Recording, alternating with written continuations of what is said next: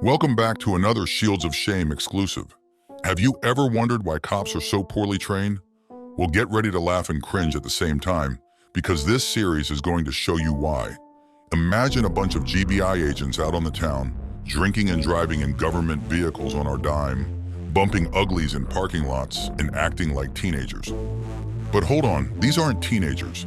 These are GBI agents, supposedly held to a higher standard. You will meet not only GBI agents, but Department of Corrections officers and cops. This is a widespread concern, and the public should be concerned their tax dollars are being completely wasted. Some clues of why these agents are so poorly trained will be revealed in this series. Please consider supporting content like this by becoming a member. This case was swept completely under the rug.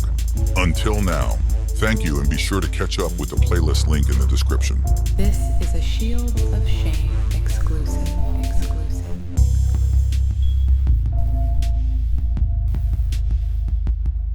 I ordered a jalapeno margarita. So everybody was driving government vehicles. Yes, sir. Somebody that's a GBI agent that is so drunk that they can't remember. I don't remember details. I'm tired of men taking advantage of me. I don't recall what happened. I don't know. I'm not sure. I'm not positive what happened. You don't recall seeing it? No, sir. If you were put me on a stand, I couldn't be like 100% yes, I know this is happening, but this is not. I don't know this happened. I don't recall. I'm just trying to be honest with what I remember. I don't necessarily 100% without a doubt know. The only things that I'm wrong for here are cheating on my wife and my aggressiveness afterwards. And if those are the things that are going to cause me to lose my job here, then I totally understand. But I'll be damned if I'm finna let somebody make the accusation that I did something sexually against somebody's will. No, that's not it. Okay, today's date is Friday, May the 21st, 2021. Time now is 9:15 a.m. This is Director Fred Mays in the GBI Office of Professional Standards. I'm speaking with Special Agent James Richardson. I contacted him at the Georgia Public Safety Training Center, where he's in the Basic Agent Academy. Special Agent Richardson, how long have you worked for the GBI? I've been employed with the GBI since September of last year.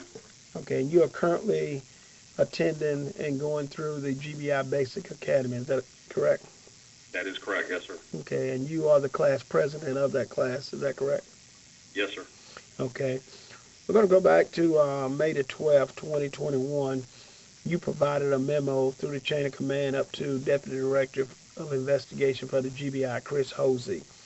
And there was an incident that happened between Quamere Rooks and Megan Hirsch, two classmates of yours that's going through the academy also. Can you, I have your statement, and you don't have to go, verbatim what you said in it. I just want you to hit the high points of what happened that night and, what you did. Okay. All right, very well. So I was in my room that night. I was reviewing some instructional videos, ironically, for some Google geofencing for a case. And I received a knock on my door by Special Agent Lucas Byer, who is also a fellow attendee here at the Basic Agent Academy, who informed me that several of our classmates had left campus to go venture out and have dinner at a local Mexican restaurant, and it was the belief that several of them were intoxicated at that point. And Special Agent Byer brought that to my attention, due to me being class president, seeing it as a potential concern, brought it to my awareness, where he continued to dive into who exactly was there, which I only received two names that I was familiar with. At that point, Special Agent Byer received a phone call from Special Agent Quamere Rooks, where he then began a conversation with Special Agent Byer. And to establish this, they were previous coworkers at DCS prior to their employment at GBI, so they were very close and familiar with one another. And in this phone call, Special Agent Byer placed the phone on speakerphone, where I could hear the conversation as I heard Special Agent Rooks commenting to Special Agent Byer on the phone. Some very animated comments, positive in nature, but very out of character. And it had the appearance that it sounded intoxicated. Over-congratulating, over-appreciative sounding. And upon the conclusion of that phone call, I ironically had to go take some items out to my car anyway, which is parked on the west side of the facility closest to the track. Special Agent Byer ventured that way with me. Once he received notification from Special Agent Rooks that they were in fact back on campus and were in the parking lot, and seeing that this may have been a potential concern, and for accountability reasons, I went out there with Special Agent Byer, and after dropping off my laundry into the state vehicle, it was positioned probably 2 lanes over, I want to say, in the parking lot. I could hear a very loud conversation in the parking lot, emanating from approximately 1 row over, and where I discovered that Special Agent Byer had already ventured over that way. By the time I made it over to that part of the parking lot, I could see that the vehicle was going to be occupied by approximately 3 people. One being the driver was outside of the vehicle smoking a cigarette, and that was going to be GDC Special Agent Jason Cole, smoking, I believe, once a cigarette at the time. By what I could see upon walking up, I saw Special Agent Hirsch in the front passenger seat, clearly intoxicated, just talking very low and very animated, very out of character for her. In the back seat, rear passenger seat, I could see Special Agent Justin Jones in the back seat, remaining in the back seat, kind of just laughing as to what was kind of taking place in front of him. And in the rear driver's seat, the back window was partially down, and I could see the top crown, who I believe to be Special Agent Quamere Rooks at that point, seated in the back rear driver's seat. As I was walking up in the position of class president, it was kind of acknowledged, oh no, he's here, sort of deal, kind of in a joking manner. I walked up, and at that point I could see that there was what appeared to be a liquor bottle in Special Agent Megan Hirsch's hand.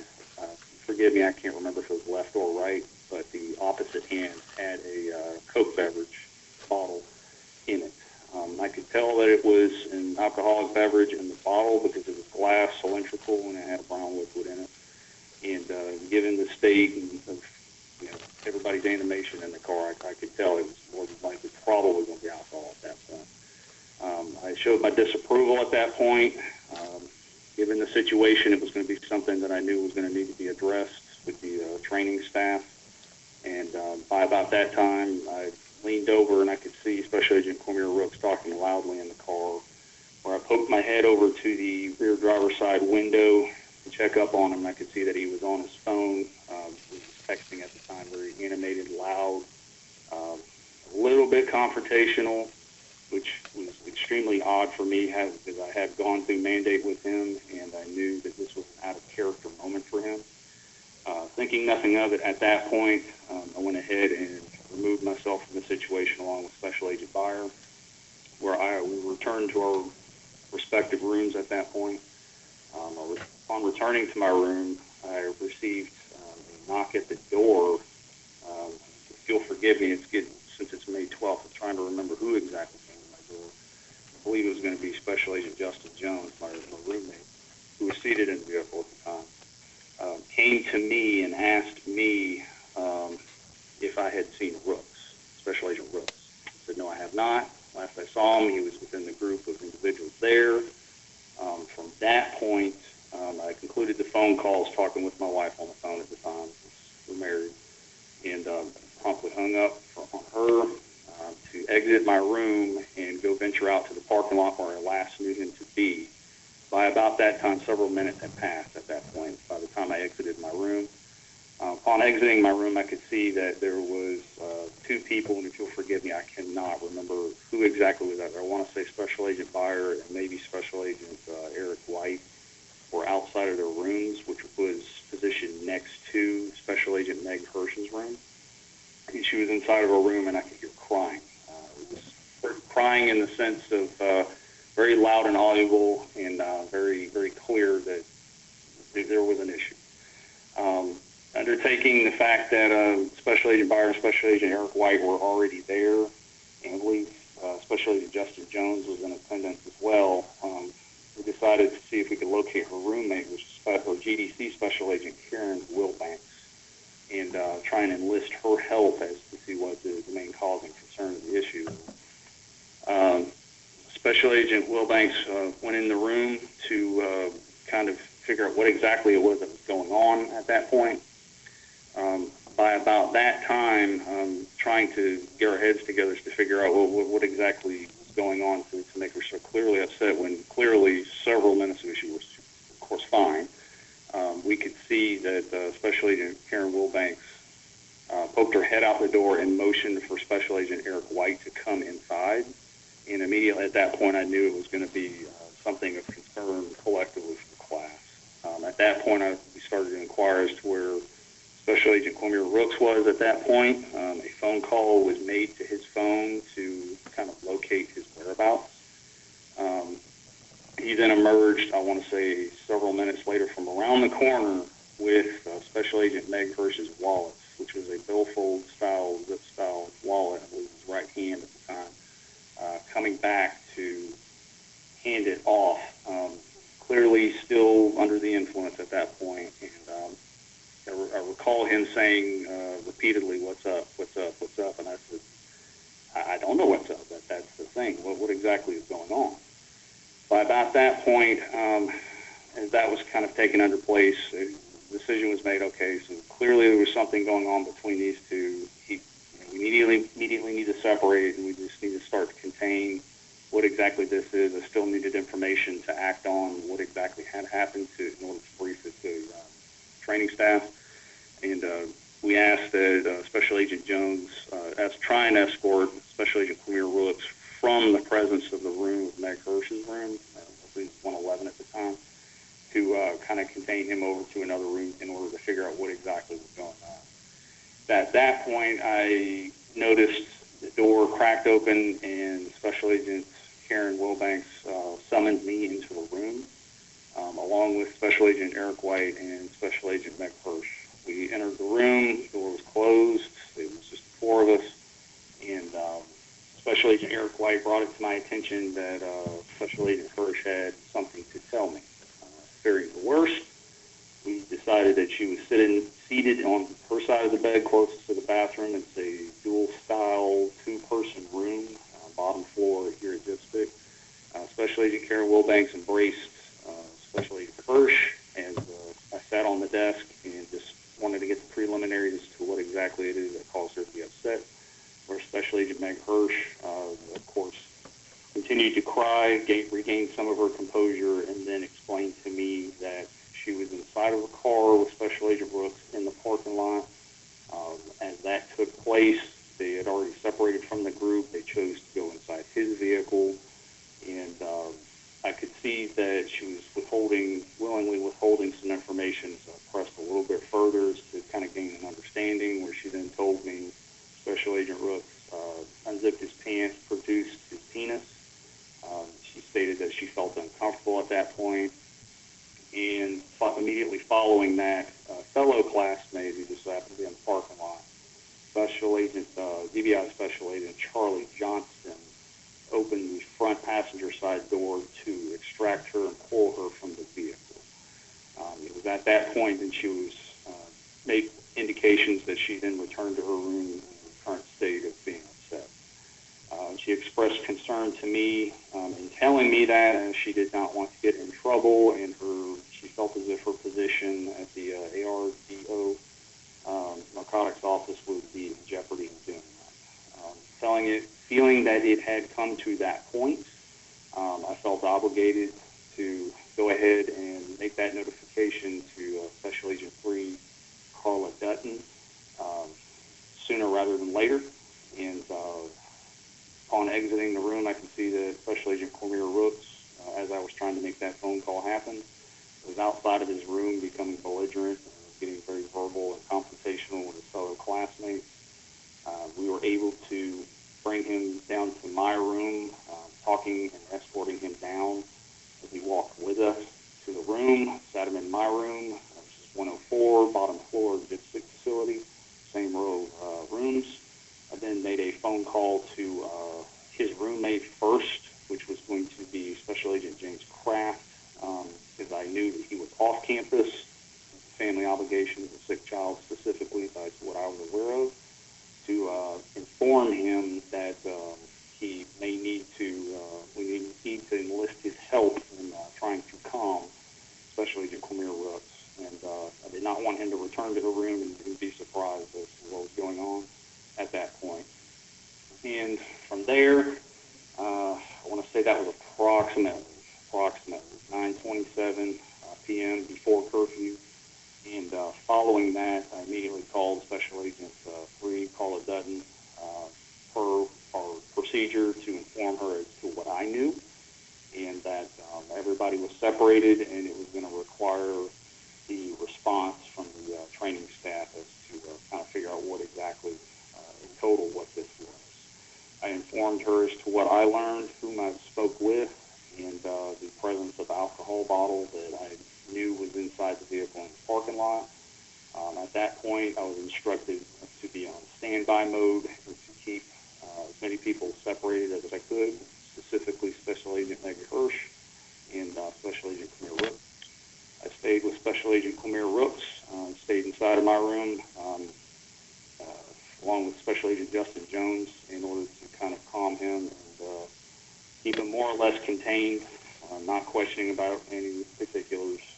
We felt that was going to be a concern of the training staff, and we were not in a need-to-know basis at that point. And he divulged information willingly, without prompt, which, of course, he remained upset and still clearly intoxicated. He exited the room on, I want to say, 2 occasions where I had to enlist the help of not only Special Agent Justin Jones, but also Special Agent Lucas Byer, to help kind of coerce him from walking the property back to my room. And prior to all this taking place, I forgot to mention, we did take his car keys. We knew that his firearm was secured in the vehicle. We took his car keys for obvious reasons, and kept him inside of the room until I received notification. The Special Agent Carla Dutton and Special Agent Charlie Johnston were on campus, and we awaited their arrival, where they then initiated interviews for understanding at that point. We facilitated whomever they needed to speak with. By about that time, I want to say it was probably approximately 11, maybe almost even 11:30 p.m. when that was undertaken. Special Agent Quamere Rooks, following his interview, was positioned in my room honestly at his own request to sleep in my roommate's bed, as he felt as if he could trust me to help him. So upon his arrival back to the room, he then went straight to bed and fell asleep. And that's essentially what I remember. Okay. When Special Agent Hirsch told you he took his penis out, and Special Agent Charlie Johnston knocked on the window, and he you say she said that he pulled her out, or she got out on her own accord? She specifically said that Special Agent Charlie Johnston saved her, those are her words, and pulled her out of the vehicle. Okay. All right. And you had, how long was a time frame from the time you saw them out in the parking lot to her making that statement to you? And I want to say approximately perhaps 15 minutes, 20 at the most, approximately. Okay. All right. So Special Agent Rooks spent the night in your room the rest of the night? Yes, sir. Following his interview with the training staff, yes, sir. Okay. Who did he seem like that he was upset with? I'm sorry. Yes, sir. He, at some point in time during that, the process of speaking with Special Agent Carla Dutton, I heard a commotion as I was returning to my room. I'm sorry about that. He was knocking and kicking on, I want to say, I can't remember the numeric of the room, but it was the room in which Special Agent Charlie Johnston was occupying. I'm sorry. Okay. He was kicking the room, and he used a racial slur, and from that point, we were able to coerce him back into the room. What was the racial slur? I mean, what did he say? All right, if you'll forgive me with it being a racial slur, he screamed. Okay. Yes. In what context did he use that word? I mean, what? He said it was directed at Special Agent Charlie Johnston, who was in his room. He did not come outside, but he kicked the door as he said it, come outside, of course, saying that, and then we were able to coerce him back in the room. Okay. Was he calling Charlie Johnston the N-word, or did he call himself the N-word? No, he was calling Charlie Johnston the word. Yes, sir. Okay. All right. Did he make any confessions about what he had done in the vehicle with Special Agent Hirsch? Yes, sir. Unfortunately, again, this was without prompt. We knew that this was, of course, going to need to be something that was going to rise to the level of investigation, and this was without prompt or questioning. But Special Agent Quamere Rooks dived into detail that he, upon exiting GDC Special Agent Jason Cole's vehicle, he then went to his vehicle, his assigned GBI vehicle, that's Special Agent Quamere Rooks, along with Special Agent Meg Hirsch, where he entered the driver's seat, she entered the front passenger seat. From there, it then gravitated towards some sort of sexual intercourse where he inevitably administered oral sex to her. According to him, this was a consensual contact. This took place up to the point of Special Agent Charlie Johnston opening up the front passenger side door, instructing them that they need to get out of the vehicle and go to a room, quote unquote. And then from there, that's as much detail as he dived into. Okay. All right, Special Agent Richardson. Again, like I told you before I turned the tape recorder on, I commend you for, handling the situation, that the way you did, and, preserving everything until the training staff got there. There's nothing else you want to say before I turn the tape recorder off? No, sir. I hate using racial slurs, but that was I just want to apologize for saying it. It's just how I heard it, and that's how it was said at the time. So I'm sorry for having to say that. Well, Habit. Right. I mean, I asked you to say it, and I just need to know exactly what he said, and Yes, that's nothing against you. You didn't initiate it. He said it. So, all right, sir. The time now is 9:35 a.m. I'm going to turn the tape recorder off.